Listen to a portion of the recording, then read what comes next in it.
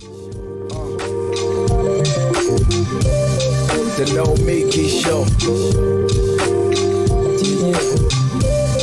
The Nomiki Show. The Nomiki Show.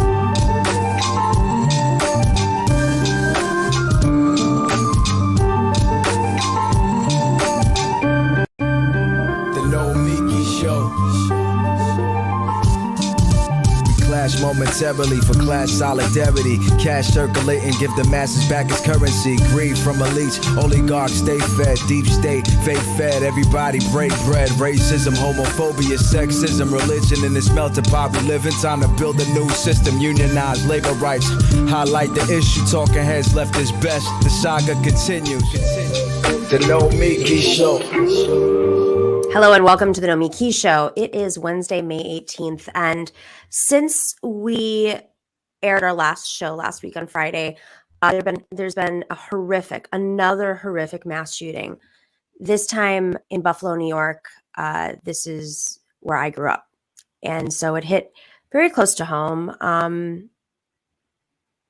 It's extremely heartbreaking to hear the stories of how this happened. What instigated this, what inspired this extremely racist, white supremacist act. We've probably all heard what happened, what led to this situation at this point, but I do want to take the time to discuss it a little bit more. This murderer, this white supremacist, was from a region about 2 hours away from Buffalo in central New York. He had been radicalized not just through mainstream right-wing media like Tucker Carlson, who has mainstreamed extremely far-right Nazi theories like white replacement, but he was radicalized online.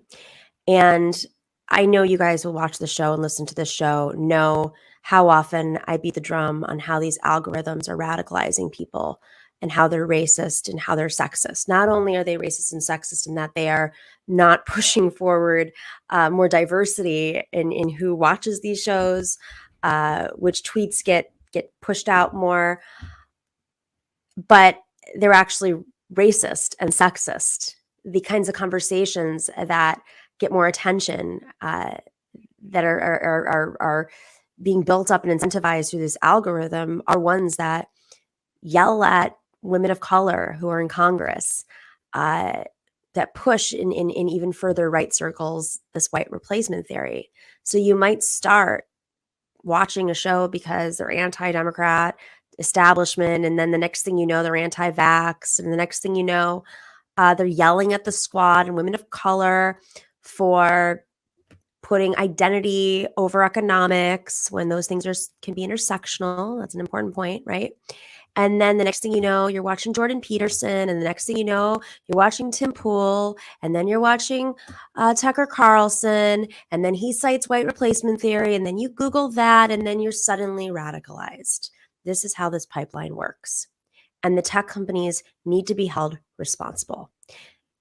I've been talking about this since we launched our show a little over 2 years ago. It became very clear when one day we went from gaining 10,000 subscribers a week to pause. And I started to do my research behind what happens. The tech companies know what is going on. This is not play dumb. This is called they don't want to lose money by changing their entire operating system. Now, was it intentional? I don't know. Maybe in some of these spaces, it is intentional. Maybe it's a blind spot. But when you have blind spots, you fix them. Like when a series of video games was charging for people to identify as a woman in the video games versus men who could play, the icons were male, those were free, but the female icons were charged. When that was called out by a 12-year-old girl in the Washington Post, guess what? Major video games decided, oh my God, that's a blind spot, we have to fix it. Including one video game that was designed and founded by a woman who was embarrassed. This isn't about embarrassment anymore. This is about violence. This is about violence against a community that already has enough struggles. That Tops Friendly Market, which I've probably been to, but for sure I have been to Tops Friendly Markets throughout my childhood. That was in a primarily Black community in Buffalo, New York. He targeted that community because he thought he could reach more people of color as targets. But that Tops Friendly Market was brought to that community by the community, not by Tops, not by city planning, not by tax incentives. They were living in a food desert. So they organized and lobbied tops to have a grocery store, because otherwise people had to get on the bus and go 2.5 hours transferring through a bus to a grocery store 5 miles away or 8 miles away. This was literally about community. And some white boy being radicalized because he thought he was going to be replaced because he was insecure decided to get in the car with mass weapons and kill a community, leaders, organizers. This is not what we are supposed to be. I know that we have been talking about this forever. This is not just about gun control, although it is about gun control. This is not just about mental health, although it is about mental health. This is not just about tech companies literally being like, oh, can't be held responsible. This is also about leadership. We are in a state, New York State, that is a Democratic state.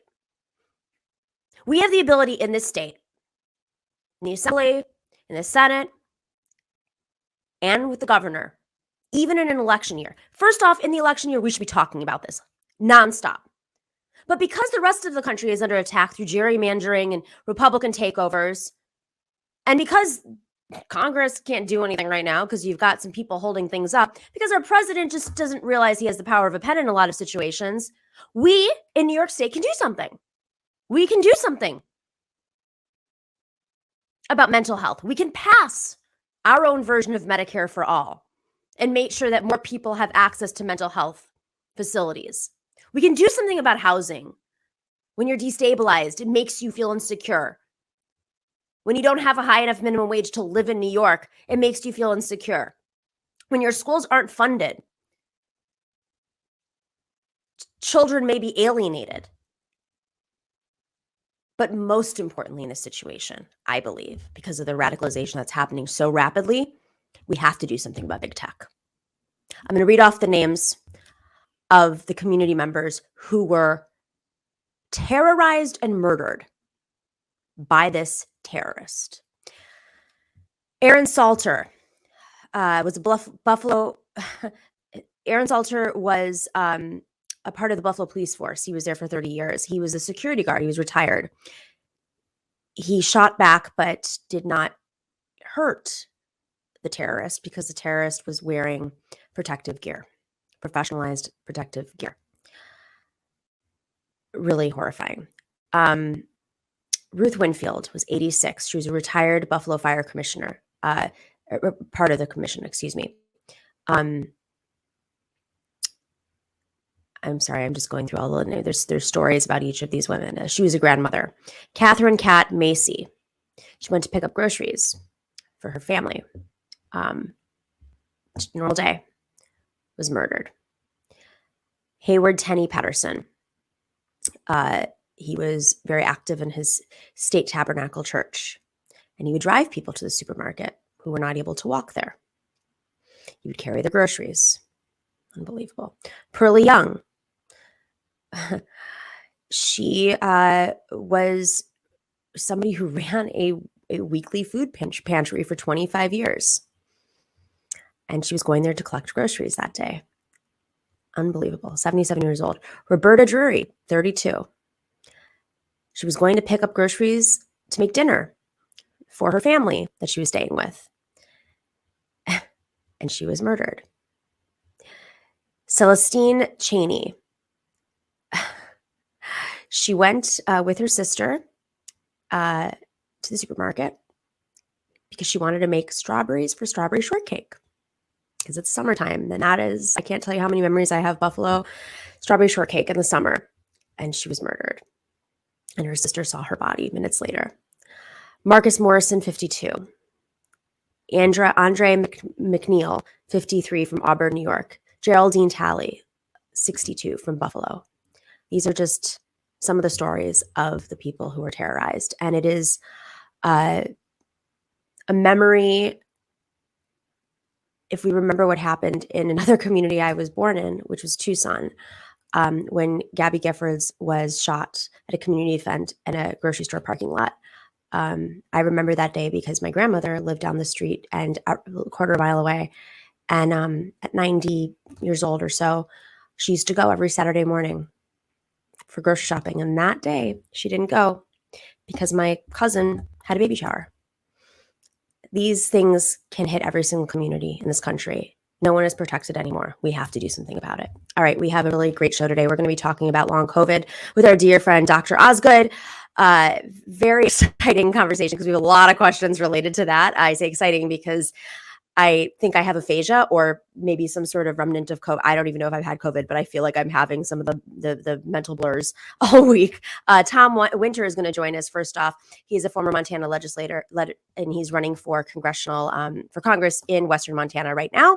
And then a little bit later, we have Ted Glick on, who's going to talk to us about his new article in The Nation about Joe Manchin and wearing him down. What is it going to take? What is it gonna take? All right, we'll be right back after this break.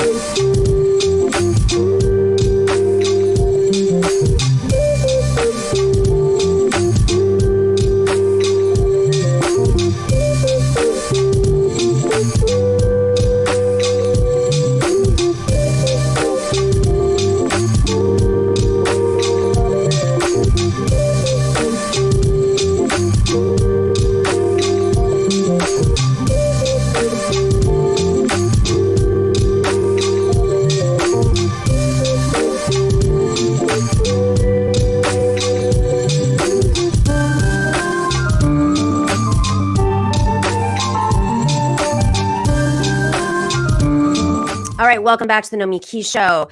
We have been talking about what it means to run for office this cycle, which a lot of folks think is doomed for Democrats. But I am of the opinion that there is a lot of hope. We saw yesterday Summer Lee, of course, won in Pennsylvania.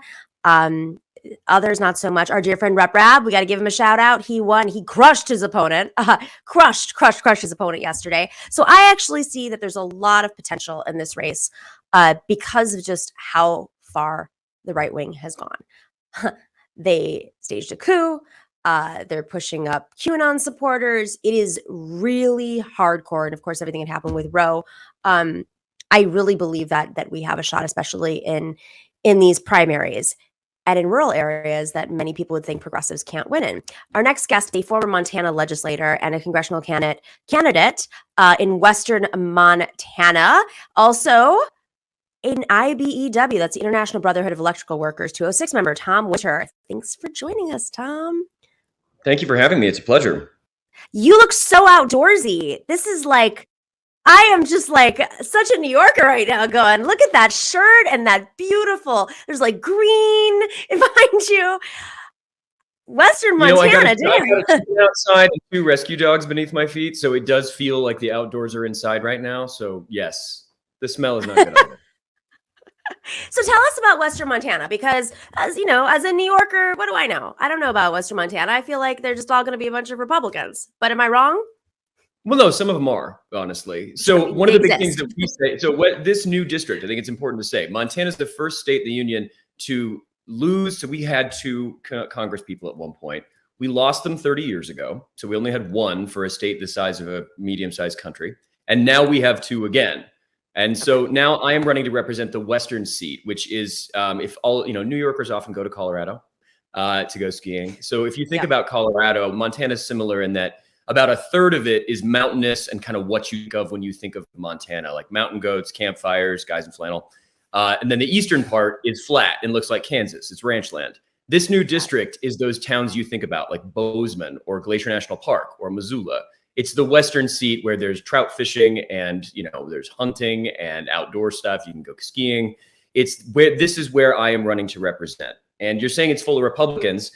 Yes, it is, partly. And part of the thing that I say, and part of the reason I'm even here before you and think I can do this, is because I am one of the few, I think I was the only Republican or Democrat to win a contested seat other than our sitting senator and our former governor in the last couple of years. I ran for office in a semi-rural, suburban, but very rural area to the west of it, in a district that voted for Trump plus 11 points.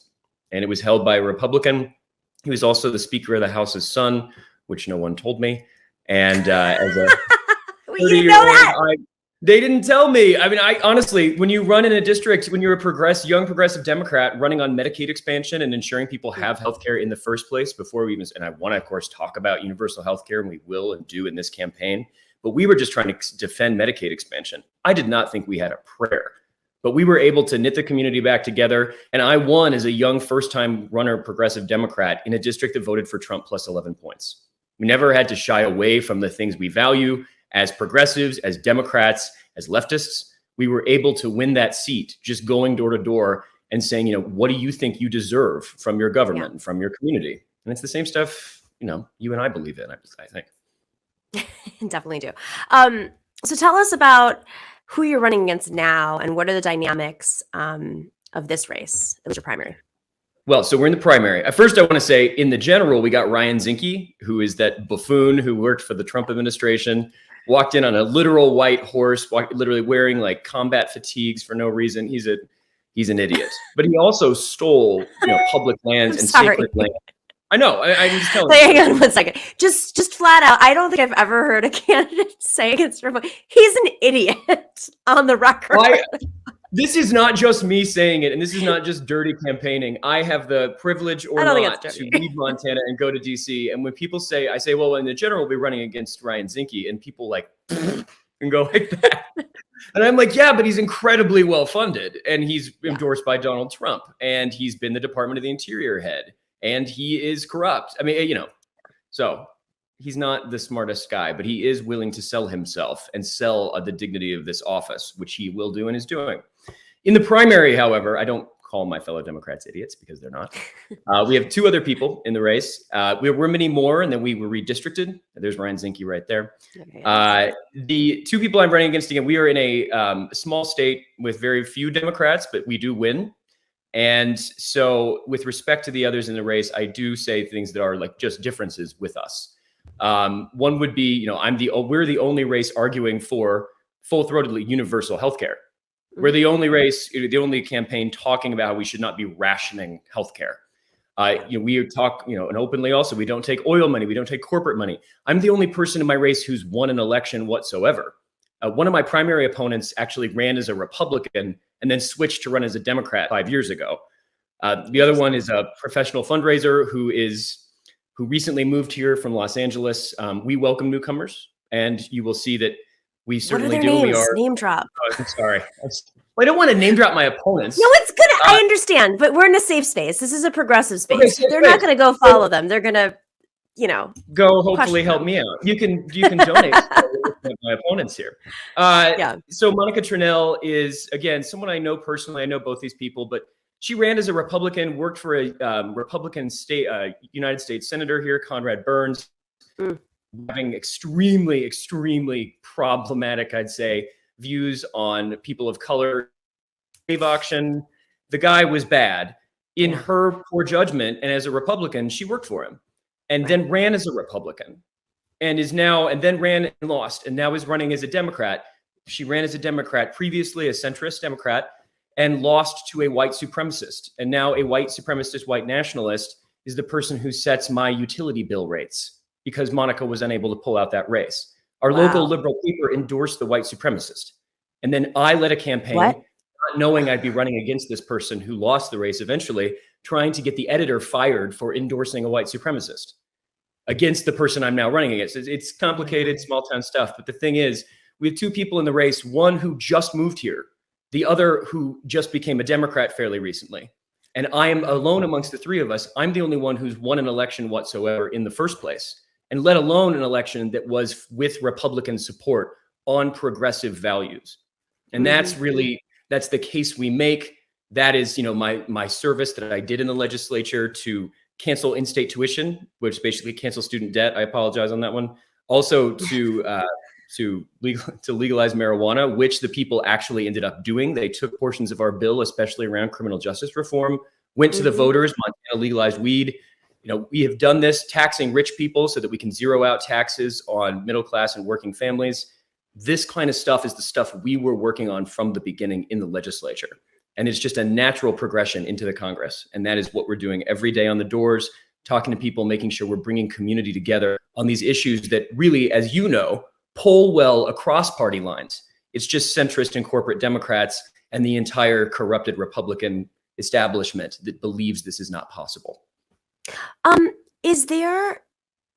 Is it true that a lot of rich people, is it like your LA fundraiser opponent, are moving to Montana and setting up their estates and waiting out the apocalypse and doing what they do? I guess they are. I think it's but more how much? also. How much? So this is problem, and this goes so strange. So we think that above 60% of the electorate was not born here. I myself was born in the Midwest. Montana is experiencing a generational increase in population, which will have reverberations throughout my lifetime and our lifetimes, and also will lead to more congressional seats. We're only seeing more of an influx of people from wealthy coastal cities moving here. The thing that's happening, though, is originally it was many people moving to Bozeman. You see this and you've heard about it.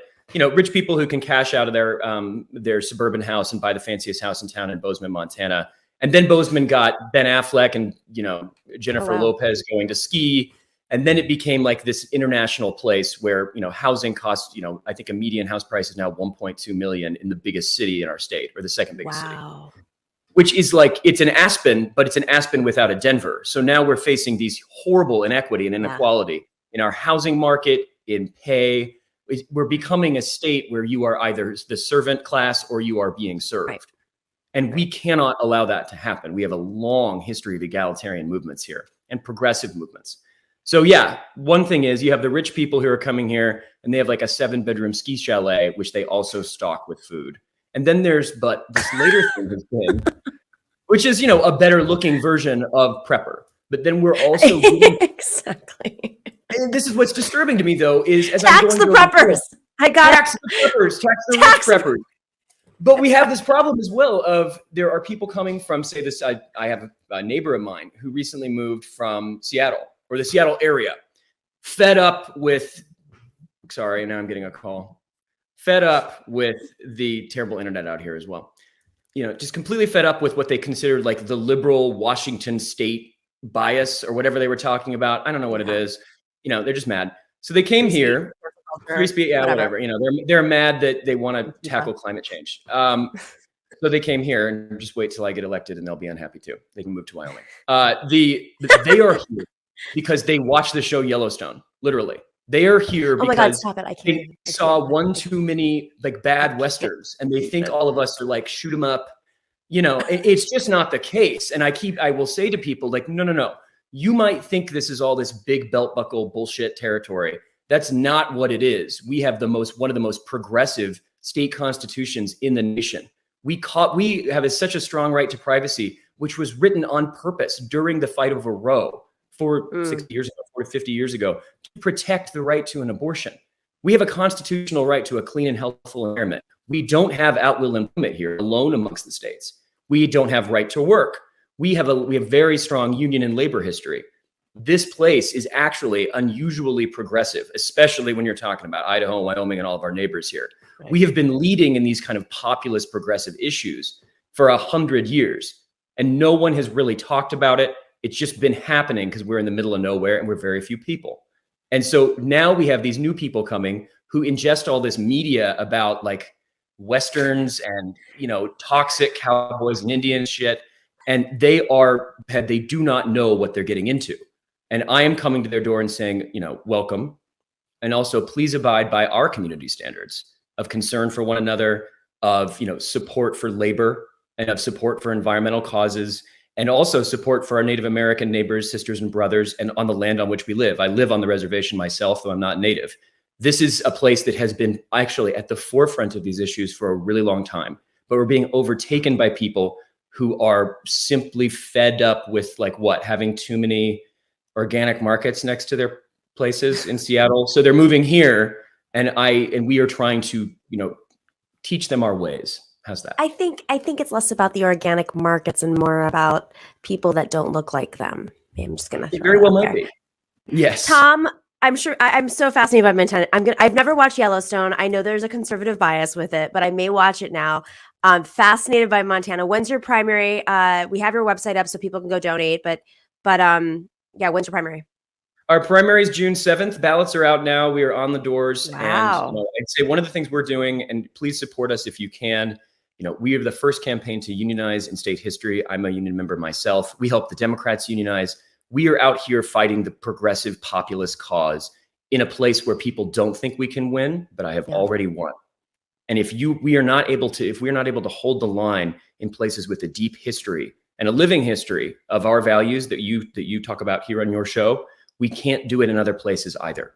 And so please help us win this thing so that we can bring a possibility of, honestly, I think of working together between where we are here for our progressive rural values and the progressive values of urban and wealthier places in the coasts. We have the same concerns and the same challenges. And I am here to try and make those links so I can fight for my constituents and constituents who have these same problems across the country.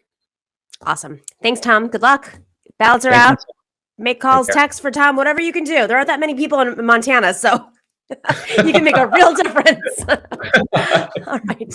Doesn't Kanye live in Montana? That would be funny if you're like calling, like, hi. I know. No, he lives in Wyoming. Wyoming. I'm sorry. We got Justin Timberlake, which is like. There you go. That's more funny. fun. All right. Take care. We'll be right back with Dr. Eric. He's here to answer your long COVID questions. Let's do this.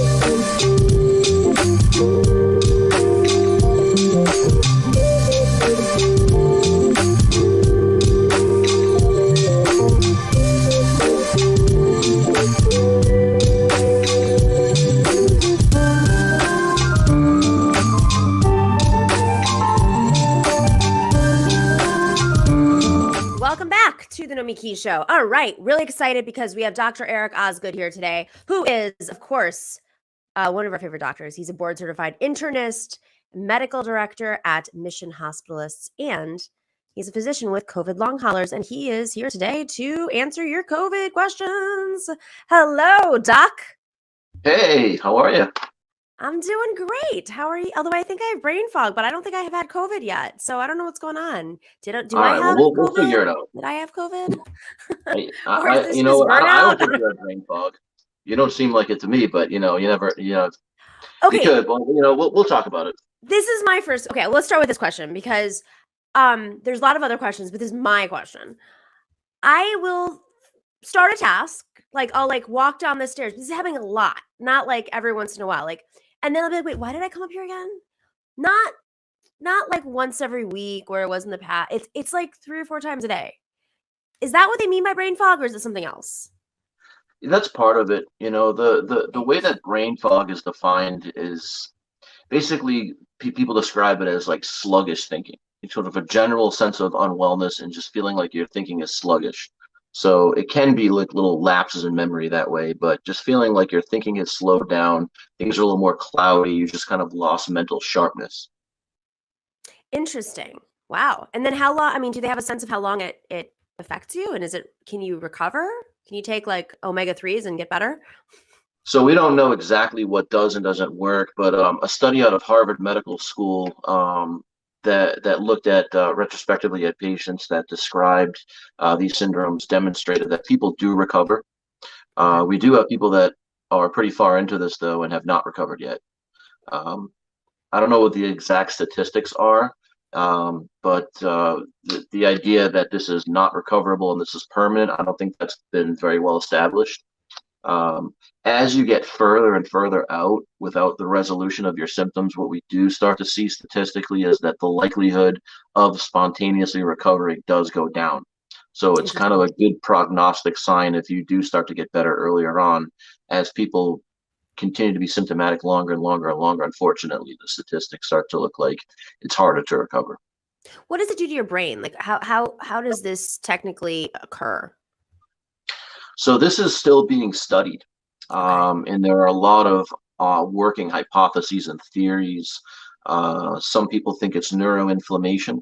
Some people think that, or some researchers, I should say, think that it has to do with neurovasculitis, which is inflammation in the blood vessels in the brain, particularly the most small, tiny, what we call the microvasculature, the small, tiniest end perfusing branches of the blood vessels before they become capillaries to deliver oxygen to tissue, and that those become inflamed and the inner lining of those blood vessels get injured, and that causes platelets to build up, which then narrows the size, we call the lumen of those blood vessels, and then it ultimately becomes a problem of perfusion to different parts of the brain. And why that concerns us is that over time, that can start to cause atrophy in the brain and start to cause changes that may or may not be reversible over time. And so the research behind this is accelerating, and the urgency to establish what exactly is going on here and start drug treatment trials, the urgency is indescribable. Is there any sense that like if you ate an anti-inflammatory diet or cut back on drinking or took, anti-inflammatory medicine or all of the above, that could help you recover? These are all things that are being studied in sort of interventional prospective studies, and so we'll find out. Generally speaking, there is good evidence for the therapeutic use of anti-inflammatory diets in autoimmune and rheumatological diseases. So there are certainly foods that are good to cut back on. If you are trying to do that diet, that's it's a good idea to consult with a dietitian. Those are not easy diets to do. No, they're not. Other people will try to do things like low histamine diets, which are very notoriously difficult to adhere to. But generally speaking, avoiding red meat, minimizing red meat, getting plenty of fruits and vegetables and leafy greens in your diet, pretty good idea. Okay, good to know. All right, so here's some questions from other folks. How does long COVID affect people with pre-existing conditions? My concern is my diabetic father catching it. Yeah, so diabetes was identified as one of the 4 major predisposing factors from the existing research. So if someone is diabetic, that population is kind of disproportionately represented among long COVID patients that have been studied for whatever reason. Again, that we're still trying to figure out. Maybe it's because diabetics over time also develop vasculopathy, meaning disease of small blood vessels, and so perhaps they are a little bit more susceptible to the changes that come along with long COVID. We don't really know, but yeah. So diabetes, basically having been exposed to prior Epstein-Barr virus was another one. Which is a pretty high percentage of people in the northern hemisphere have been exposed to and have antibodies to Epstein-Barr virus. We touched on that a little bit last time I was on, we still don't know exactly what the more recent research, when they actually went back and looked through insurance claims. So this is an interesting retrospective study where they used the notorious UO 9.9. That doesn't mean that you owe $9.99. It means you owe 9.9 is the ICD-10 code that we use for long COVID. And when they went back and looked retrospectively at that diagnostic code, they actually determined that about 75% of the people who were diagnosed with long COVID by an actual doctor, not just people who kind of self-reported, I think I have this, 75% of them were never hospitalized for their acute infection. Wow. Why? So, the majority of people don't get hospitalized. So you're looking at a disproportionately higher, a number of people. But what we can glean from that study is that you don't necessarily have to get severely sick from the acute infection to end up with the post-acute symptoms. So that's something that should concern us. And again, this is something we touched upon last time I talked to you, which is in light of this, using hospitalization and death to guide policy starts to make less and less sense. If you're now worried about potential mass debilitating events that are going to cause all kinds of downstream problems, from employment in the labor markets to people being denied like life insurance. It's a new thing that's emerging. People not being able to to seek employment and to be able to maintain steady employment. The amount of outpatient specialty visits and the amount of money that's going to cost. This is something that I think we should be pretty proactive trying to avoid until we can determine a little bit more about what this is all about. And if it turns out that we've overacted a little bit, then that's one thing. But I think to play fast and loose with this and then find out that we're going to have this gigantic swath of the population not quite themselves before, pre-COVID, that's going to cause, the amount of damage that can cause societally, it's hard to even fathom. And in medical debt, and we talked on this last time too. Yeah, it's so I have a few more questions I'm going to move through here. As of mid-2021, several major medical institutions had set up long COVID clinics. What kinds of treatments have been proved successful, and are these efforts ongoing? Is there any linking of long COVID to previous undiagnosed illnesses like chronic fatigue? You touched on this a little bit already.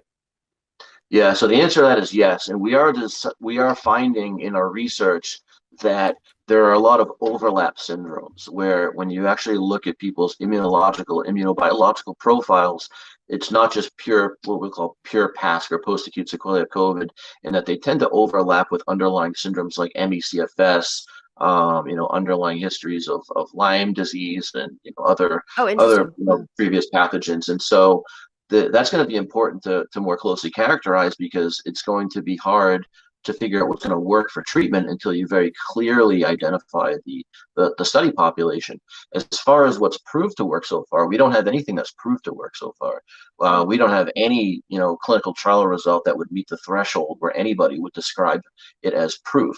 We have ongoing research. I did a quick clinicaltrials.gov search for long COVID and then post-acute sequelae of COVID-19. I maybe came across like 100 studies that are registered. Out of those, probably a third of them just had the word long in COVID, and it didn't have anything to do with long COVID. It had to do with acute infection, and the word long was in there for some other reason. And the others were either studies that are sort of characterizing and describing more diagnostic type of studies, not interventional. Of the interventional ones, they break down into usually non-pharmacological interventions, things like therapy, cognitive behavioral treatment, supportive therapy, things like that. Other more like biological, non-pharmacological things are like nerve stimulations and things like that, electrical stimulations, other types of biopharmaceutical stuff that's not actually drugs. Then you've got like your molecular biology stuff, like your monoclonal antibodies and cellular components that derive from amniotic fluid that they're studying, or other sort of proprietary chemicals, or there's one where they're using stem cells and those sorts of things. Yeah. And then you've got your medicine trials where they're using anything from statins to blood thinners to steroids to immunosuppressants. So there's a number of different studies that are registered. The amount of time it's going to take to actually complete them, have them peer-reviewed, published, replicated in a reliable fashion, that's going to take a lot of time. We have to have, number one, patience. But on the other hand, I think if we just sit back idly and offer patients nothing pending that like proof threshold evidence, I think we're going to miss out on some opportunities to use more of a precision approach to figure out how to help people out. There have been some things like case series, smaller exploratory randomized and other interventional studies that have been promising. There was a series published where they use a minimally invasive procedure called stellate ganglion block, where they inject a little bit of medicine into the stellate ganglion here. And that offered patients a lot of symptomatic relief from like their dysautonomia symptoms. There have been some studies that have looked at what we call antithrombotic medicine, so things that either dissolve blood clots or inhibit platelets from forming. There are a couple of monoclonal antibody treatments that have looked, somewhat promising. But as far as like, is there going to be some kind of magic bullet or magic pill that's going to treat everyone? No, because I don't think ultimately this is going to be shown to be sort of a homogeneous condition. I think this is going to be a complex syndrome with multiple stages and multiple subclassifications, and we're going to have to figure out how to figure out who's who. You know, what any individual patient, there's a number of things that could be driving their symptoms. What is it, and what can we do about it? Right now, the only official definition we have is it's been more than 4 weeks and you're still having symptoms. Well, there's so many different things that can cause that. It's unlikely there's going to be one treatment that works for everybody. So that's going to be the challenge. It's interesting. So in the case, like, say I don't think I've ever had COVID. I've never tested positive. I've taken many tests when, I felt it was probably allergies, and it was only 2 days of feeling kind of, the beginning of spring. I was like, do I have COVID? Do I not? I don't think I've ever had COVID, but I'm feeling that brain fogginess, which could also just be burnout, frankly. A lot of other factors here. But say there are some underlying conditions that I'm not aware of yet, like blood clot would be a great example. Is there some way for me to, as someone who's never been tested positive for COVID, to find out if I've had COVID? I know, I've been vaccinated, boosted. It's in me, but like, is there any way to tell?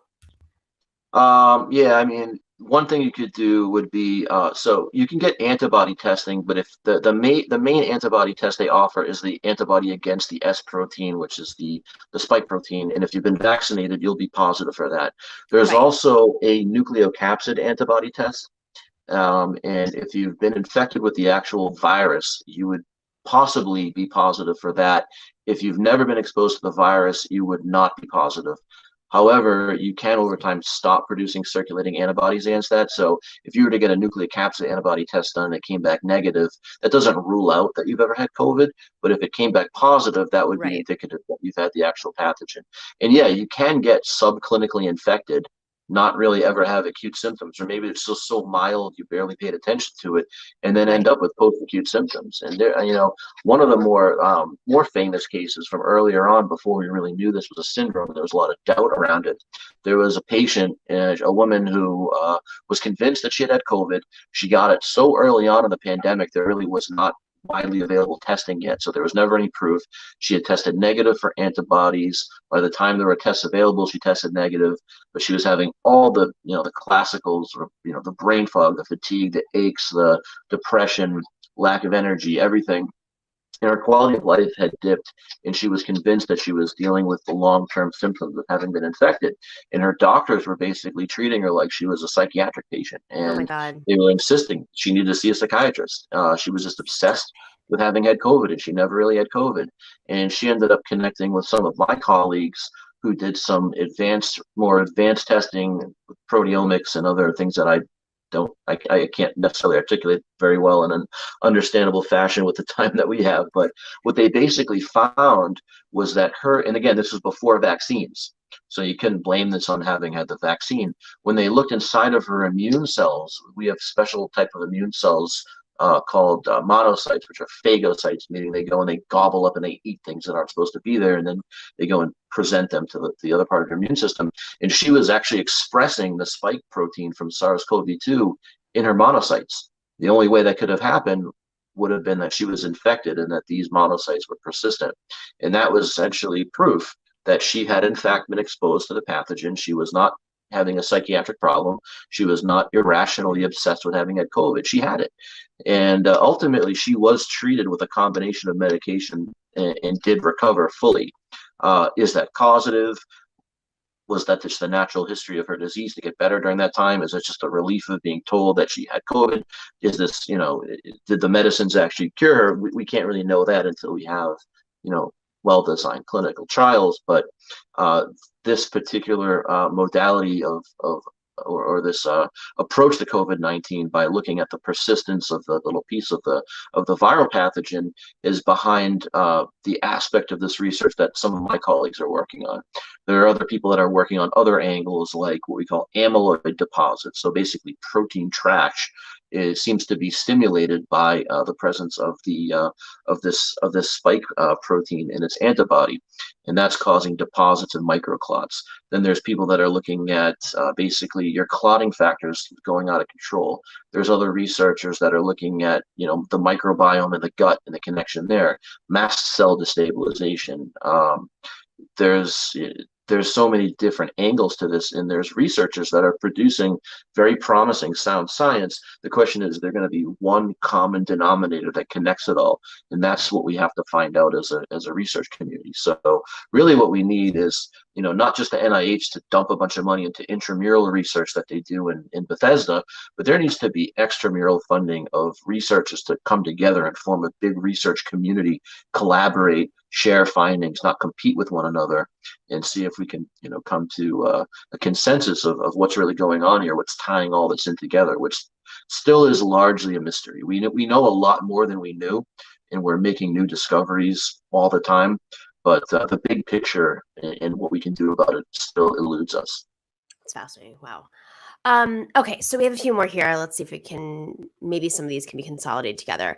Are you concerned about the risk of GI bleeds on dual antithrombotic and dual antiplatelet therapy? How do you minimize this risk for patients? And then I think there's one more question that's related. Let me find it. I don't know if this is related, but what do you recommend for LH vascular issues? So those are two questions there. Yeah, so there has been some promising, early but promising interventional drug research showing that medicines that block the binding of platelets and block clotting factors to, we call them blood thinners, but that's kind of a misnomer. It doesn't actually affect the viscosity of your blood, but it basically inhibits clotting factors. And these are things that are used to treat heart attacks, strokes, blood clots.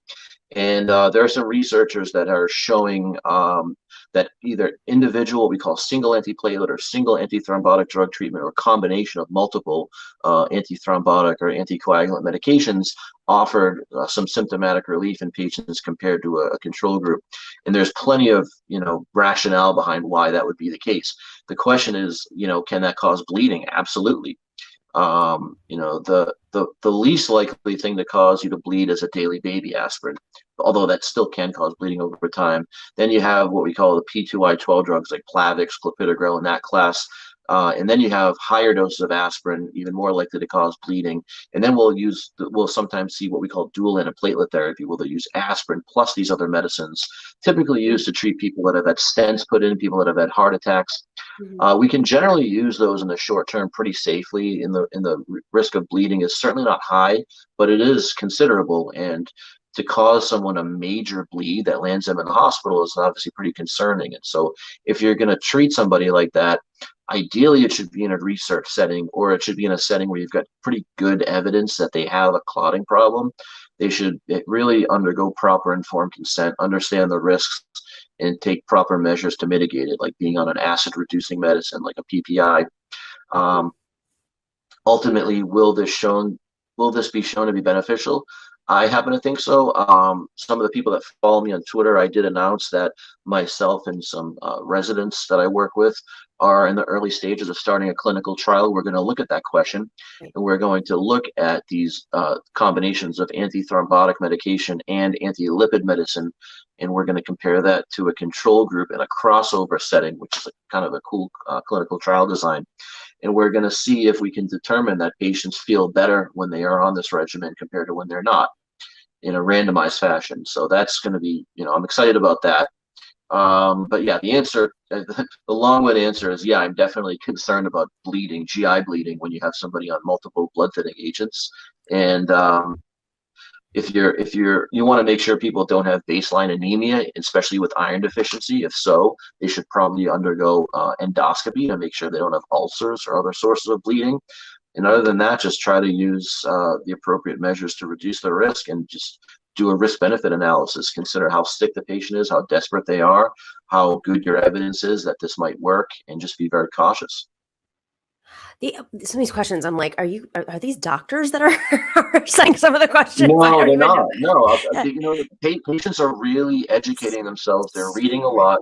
They're, you know, people are chronically ill. They're trying to find answers, and they are consuming high-level, like graduate-level medical literature, and they're reading it, they're understanding it. It's really the amount of self-advocacy I've seen from this community has been staggering, and all the Yeah. support groups online, and they're asking extremely pointed, brilliant questions where you would take a second to say, wait, are doctors or clinicians asking this? Probably not.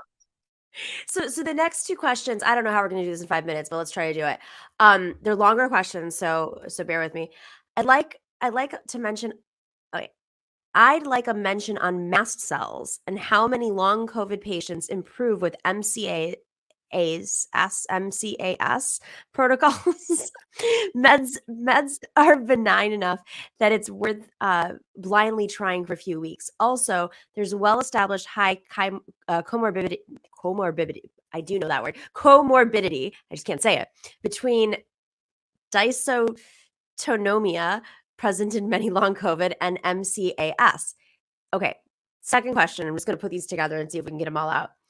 Why is there such a strong focus and almost obsession with the classification of PASC? Seems pointless when we already know that the main 5 to 10 symptoms, and there are over 200 symptoms. Why not focus on biomarkers? What? Okay, no, these are good questions, actually. So, all right. Mast cell activation syndrome is a well-known syndrome, and mast cells will basically release histamine, and that's basically like your hyperallergy kind of syndrome. So people with MCAS are really super sensitive to everything from foods to potential allergens. Their symptoms will be things like flushing of the skin, rashing, sometimes anaphylaxis, sometimes wheezing, diarrhea. When you get really watering of the eyes or the nose, it could be connected to the dysautonomia, meaning basically easily be having your heart rate elevate, or sometimes not having your blood pressure appropriately rise when you go from sitting to standing, and so your blood pressure drops and your heart rate goes up. This is basically a disease of what we call the autonomic nervous system, so they call it dysautonomia. There was an observational study that came from primarily survey data published in the International Journal of Infectious Diseases that did show a pretty strong correlation and resemblance to mast cell activation syndrome.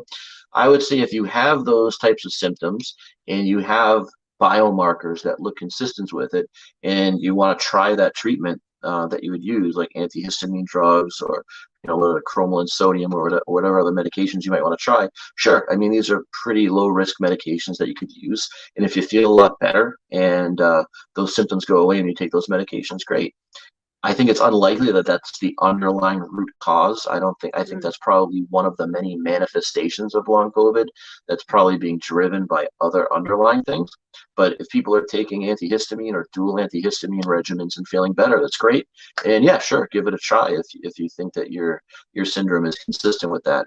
As far as the question about the classification, if you're going to actually, if you're in the business of actually helping patients on a large scale and doing harm reduction and establishing the ability to treat this, you have to have clinically feasible tools to guide your treatment.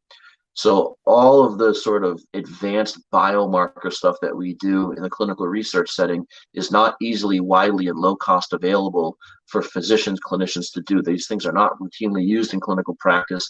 We're not always sure how to interpret them. So the best thing you can do is establish links to more easily identifiable things like clinical features. And so there's going to have to be a connection between, sure, hard biomarkers are much better to study than symptoms, because symptoms are variable. People are variable when it comes to reporting their own symptoms. It's very subjective. Always better to have objective data like biomarkers and lab results. But ultimately, you have to come up with ways to connect them so that you can use clinical features to try to identify what's going on and how to treat patients. So it's kind of one step at a time. You definitely have to come up with all these subclassifications, because if you're going to study a syndrome, you have to know what you're studying. And if you have a very heterogeneous population of patients that you're trying to study, it's going to be impossible to determine if anything works, because you're not looking at one and the same thing. And so the step one is always going to be the classification and clarifying what it is that you're looking at. Oh my gosh. How did you do that in 4 minutes? That was amazing. Shit, I don't know. But it sounds like you and I have to chat offline a little bit further. to go talk about some of these other questions that you have personally, I think I'd be happy to do that. Yeah, I would love that, because it's I think everyone's got their own personalized questions. There are many more questions that are in here, but I think you've touched on most of them. So I just want to say to our audience, I know that there are other questions people asked. I feel like Dr. Osgood, if you didn't get to it specifically, it was related to your question. So I just, maybe we'll do this again soon, but I'm super, super grateful for your time. If folks want to reach out to you or your clinic, like what's the best way to do so? You can email me at Dr. Osgood, DROHSOGOOD @gmail.com. You can check out covidlonghaulers.com. Let's see. I mean, you can, emailing me individually. You can DM me on Twitter if you want. Right now, that's probably the best way to reach out to me. I don't really have much of a personal private practice going on anymore. It's just I've got too much other stuff going on, and I'm taking care of like existing patients that I have, but I don't really have the ability to take on anybody new. But if people want to just shoot me an email and I can direct you to the appropriate resource, it's always in general going to be a good idea to look up, if you're in a region where there's any kind of major university hospital or academic setting, it's always a good idea to reach out to see what kind of programs they're offering or research programs they're offering, to see if it's something you might want to get involved in. If you are interested in potentially being in a treatment trial, because you want medication, or working with a group of clinicians that are actually trying certain types of treatments, shoot me an email, and I'll do my best to I'll point you in the right direction. Awesome. Thank you so much for your work. You're just really grateful. You're not only are you doing great work for the community and using your practice to really dig into issues that are vital to our existence at this point, but you're a great progressive too. So thank you. Oh, good day yesterday for progressives, wasn't it? Yeah, I mean, for the most part, I think so. But great wins, especially in Pennsylvania. So yeah, exactly. Keep up the great work. All right, doctor, we will talk to you soon. Great seeing you again. Great seeing you too. All right, bye. We will be right back after this short little break to discuss our favorite guy, Joe Manchin.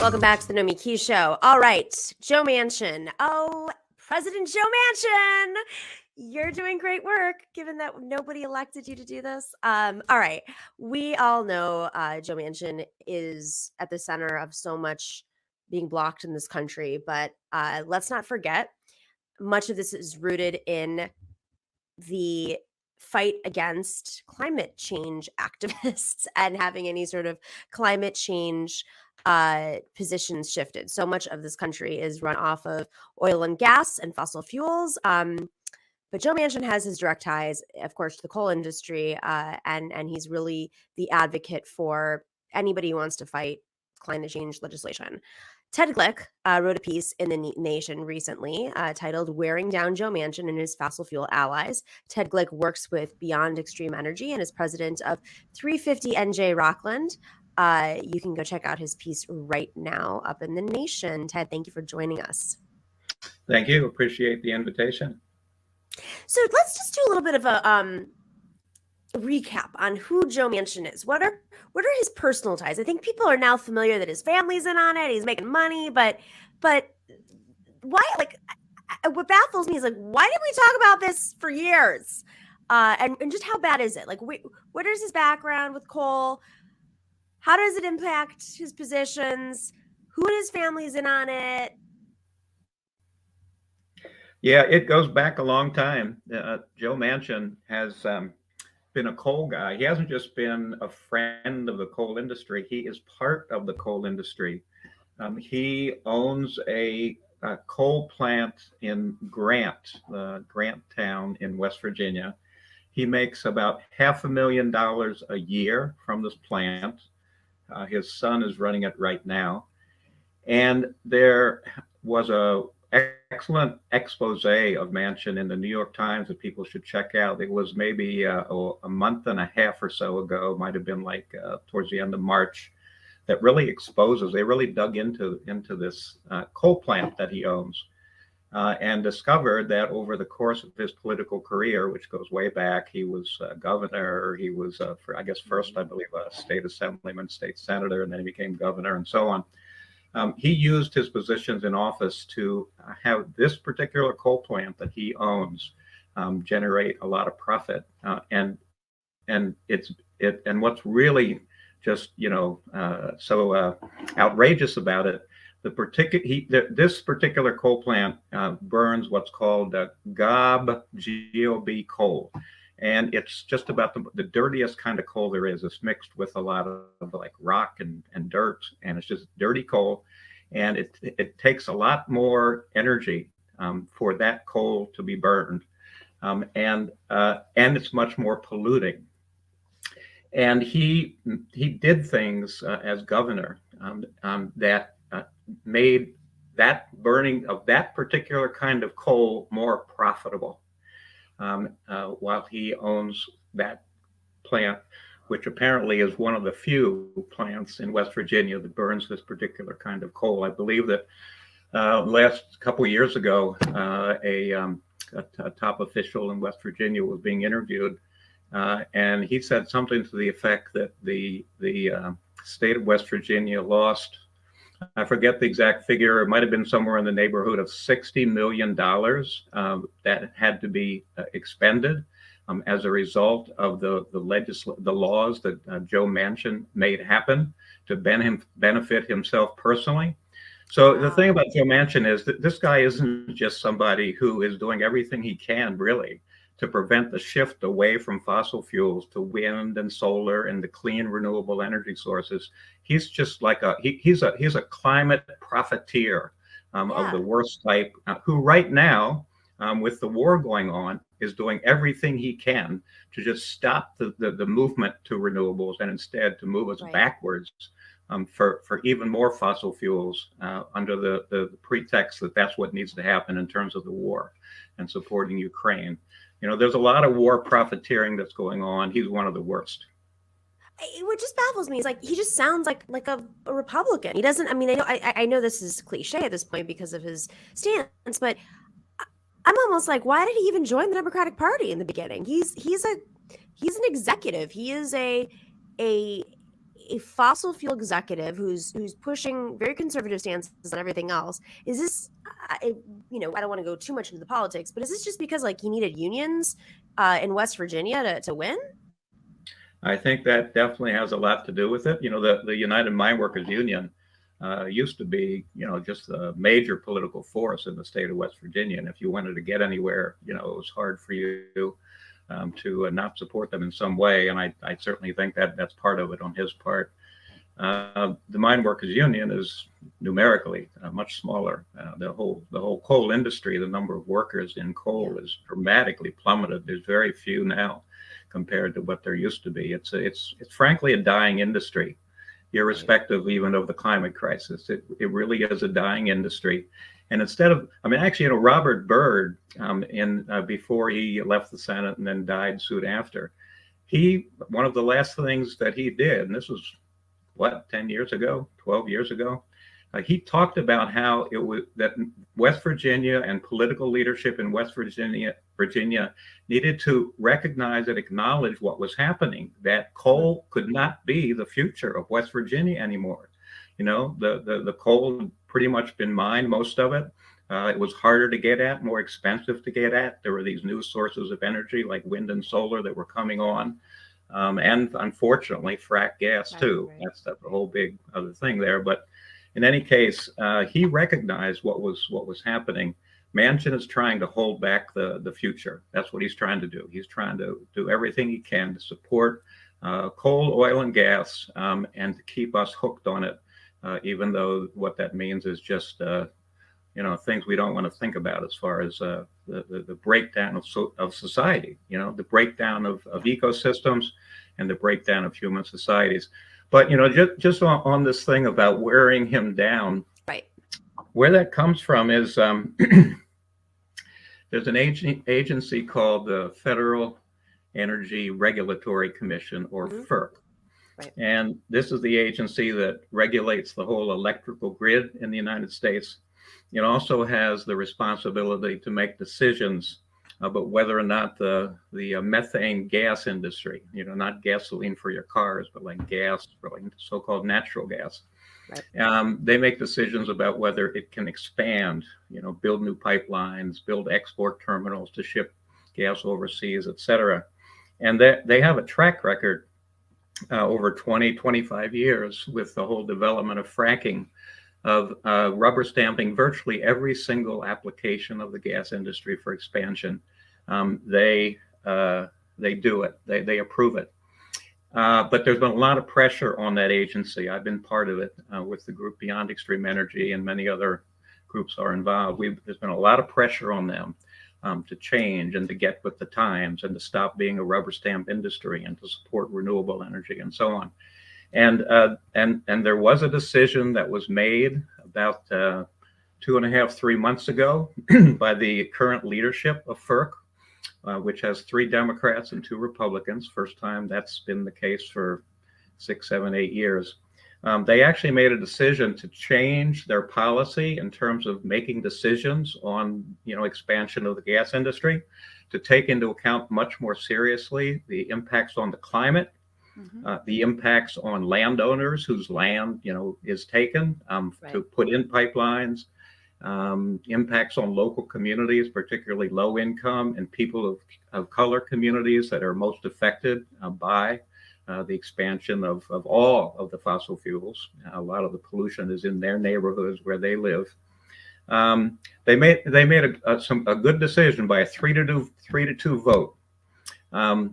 Manchin 2 weeks later calls all the 5 FERC commissioners, the decision makers, in for a hearing before the Senate Energy and Natural Resources Committee that he unfortunately chairs. Right. And he and the Republicans just like grilled these guys, the 2 men and the 1 woman, the three Democrats. They just grilled them. They attacked them. And in the course of that, Manchin said at one point something like, you're wearing my people down. My people are just going to pick up and leave. And what he was referring to was the fossil fuel industry. That's unbelievable, man. That if FERC stops being a rubber stamp, and has to keep putting up with like the whole fight, the fights that can always go on when they want to build one of these pipelines. There's like groups all over the country that fight this stuff. He was saying, we're going to just quit. We're going to, and that's what we have to make them do. That's what has to happen. Yeah. These people, these companies have to stop expanding. Like last year, they needed to start doing that. According to the International Energy Agency, of all things, they said last year that if we're going to solve the climate crisis and have a chance of having a future that's worth living in, frankly, that we need to stop this year, meaning last year, meaning 2021, we need to stop expansion of the fossil fuel industry. So that's what we need. Manchin admitted that because of the movement that's been building over the years, that actually we are wearing them down, and they're thinking some of them are starting to pull out. Some of them are no longer investing. So, Manchin's, he's an enemy of the planet. He really is a climate criminal. He is a climate criminal. He should be indicted really for the corruption that he's exactly. And he's supposed to be a senator. I mean, making outside money. There's all sorts of other things that are factors here. And Joe Biden does have the pressure to essentially push some of that stuff as he's not the carrot and stick strategy is not working with this man. And so you have to hit him where it hurts. I saw that Senator Mike Lee, you mentioned this in your piece, threatened to basically eliminate this agency, which has been like you said, it's been a rubber stamp for the fossil fuel industry. I mean, it's when regulation gets in the way, they just want to eliminate the agencies and go full libertarian. This is really scary stuff. I say that does happen, then what? Well, it's interesting. Mike Lee made that comment, and he made it from the standpoint of like, let's let the market just let the companies do whatever they want, and then of course they always have our best interests at heart. So why worry, right? Yeah, that was Mike Lee's approach.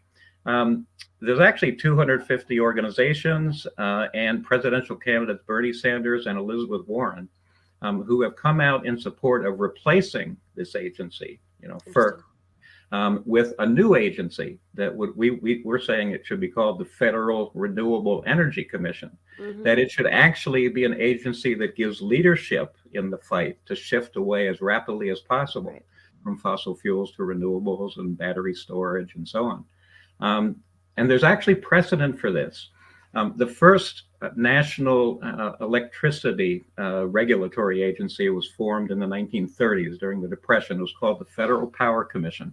It was officially set up by Congress in 1935.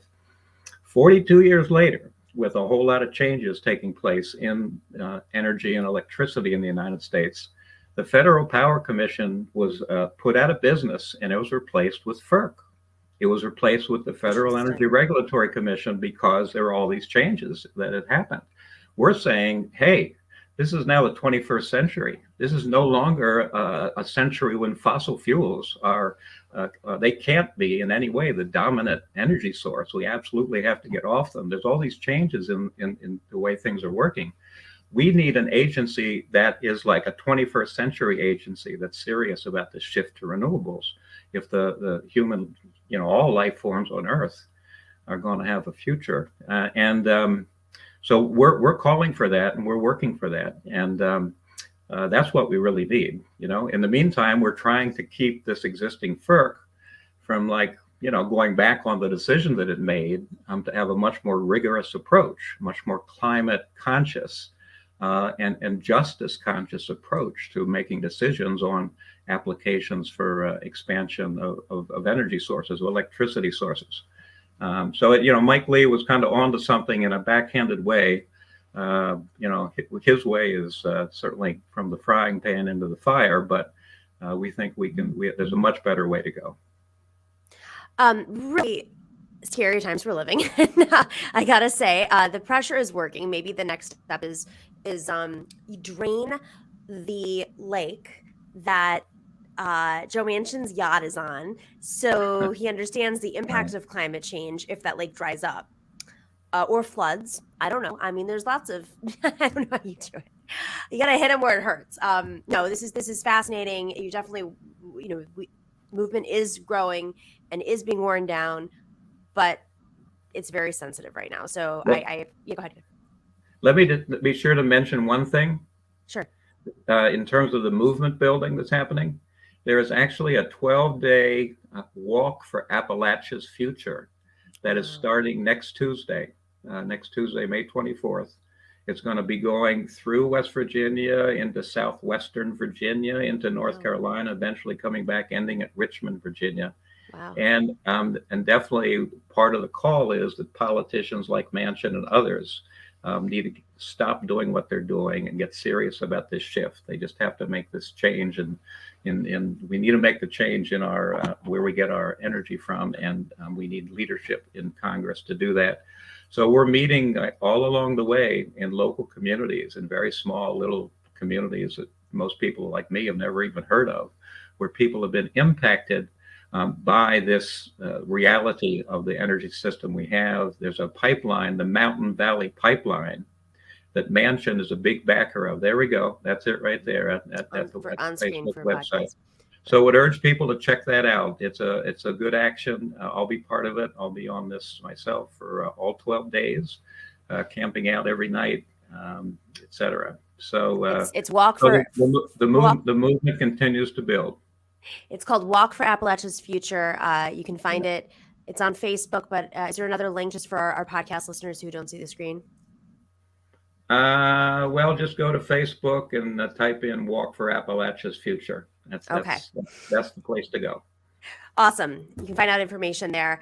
We'll put the link in the description box. Ted, thank you so much for joining us. We also have a link up for your article in The Nation right now. Ted Glick, thank you for joining us and talking about Joe Manchin, the enemy of, the world at this point. So all roads lead to Joe Manchin. Appreciate it. Thank you very much. Really appreciate it. To everybody else, if you are not already, make sure to like and subscribe us. Jump in that, wherever you're watching us, Twitch, YouTube, like, subscribe, share on social media. I know many of you do, and I really appreciate that. We have an Instagram account. We have a Twitter account.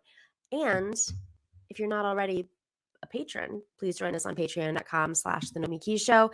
There you can find swag and lots of other stuff. I'm going to be posting about other projects I'm working on. I think you guys are familiar with the work that I've been doing in Puerto Rico on a documentary. There, I am going to be reaching out to our patrons soon and just sharing some of the updates from the documentary world that I somehow manage on the side. Thank you to everybody for joining us today. As always, stay in solidarity. The Nomiki Show. The Nomiki Show. Yeah.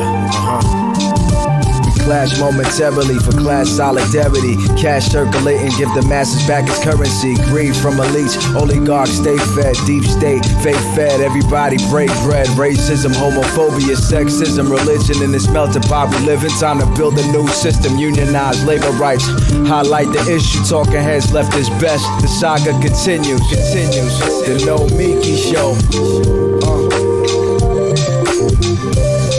The Nomiki Show.